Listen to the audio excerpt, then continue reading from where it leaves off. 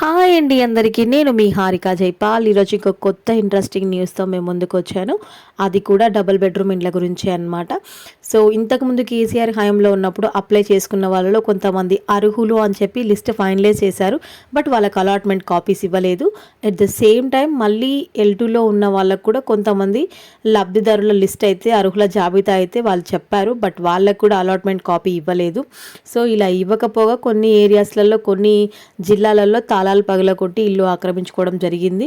So దాన్ని వాళ్ళు పరిగణలోకి తీసుకొని ఇల్లు ఎప్పుడు ఇవ్వాలని అయితే ఫైనలైజ్ చేశారు.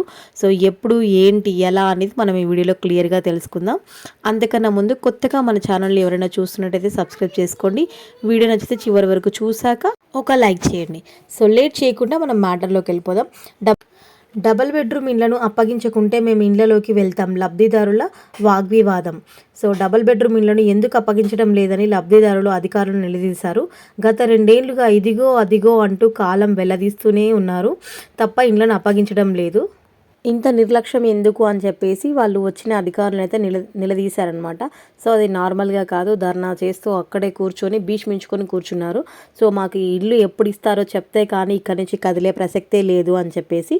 సో ఇదంతా ఇప్పుడు ఈ ధర్నా ఇదంతా ఎక్కడ జరిగింది అంటే జహీరాబాద్లో జరిగిందనమాట ఇదంతా.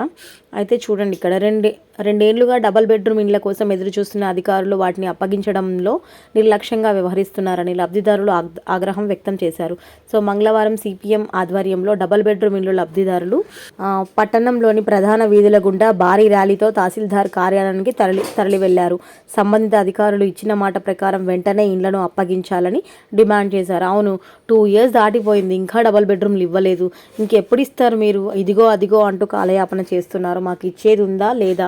అవి అలాగే అంటే శిథిలావస్థలోకి వెళ్ళిపోయినా పర్లేదా? మాకు ఇచ్చే ఛాన్స్ అయితే ఉందా లేదా అని చెప్పేసి మీరు ఖచ్చితంగా ఒక మాట చెప్పేంత వరకు మేము ఇక్కడి నుంచి వెళ్ళేది లేదు అని భీష్మించుకొని కూర్చున్నారు. సో చేసేదేమీ లేక అధికారులు ఈ 7th రోజు అంటే 7వ తారీఖు రోజు ఖచ్చితంగా లబ్ధిదారులకు డబల్ బెడ్రూమ్ ఇండ్లను అప్పగిస్తామని సంబంధిత రెవెన్యూ అధికారులు హామీ ఇవ్వడంతో లబ్ధిదారులు శాంతించారు. ఓకే, 7th ఇస్తా అన్నారు కదా, సో ఇవ్వకపోతే మరి పరిస్థితి ఏంటి? మళ్ళీ ఇంకొక డేట్ ఇస్తారేమో. అప్పటి వరకు ఆగే ప్రసక్తే లేదు.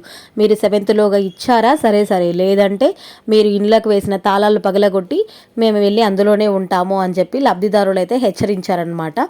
సో ఇది జహీరాబాద్లో జరిగింది.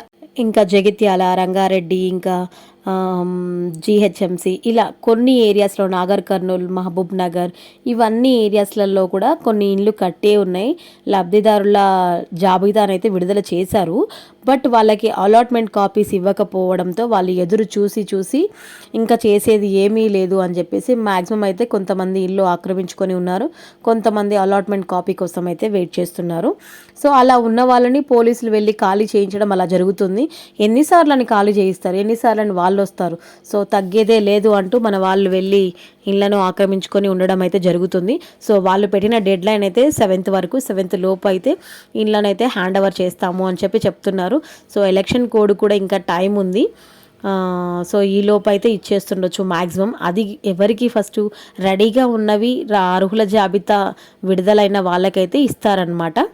సో మిగిలినవి అయితే నాకు తెలిసి మళ్ళీ ఆగస్ట్లో అని చెప్పాను కదా, సో అవి అయితే ఆగస్ట్లోనే రిలీజ్ చేస్తారు. పెండింగ్లో ఉన్న వాటికి అమౌంట్ రావాలి కదా.